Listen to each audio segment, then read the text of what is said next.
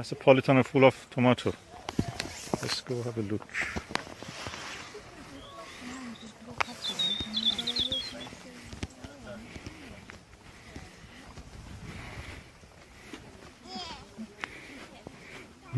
The smell of basil.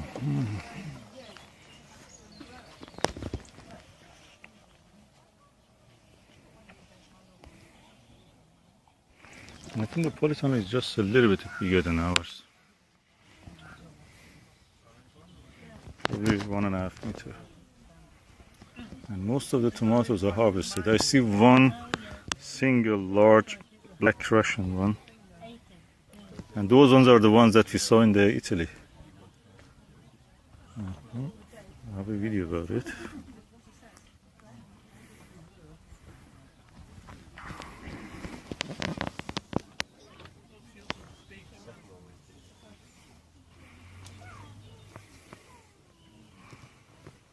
And some peppers. And a good mulch. That's what we have done also. Without a tomato and aubergine in a pot on a compost heap with some squash, winter squash. Or are they? No, they look like melons. The melons he told you are not going to be well this year.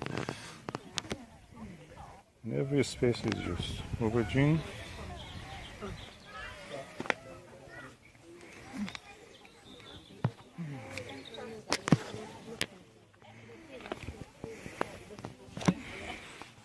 I think my polytunnel is much better. Really, really good with my own hands.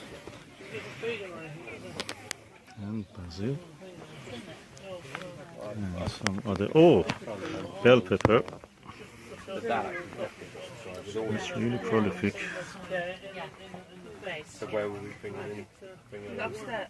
And some of that Cape gooseberry. And lots of basil. You should do a basil patch like this. The idea is that half of the polytunnel is vegetables and herbs. Sure. You don't do just all polytunnel.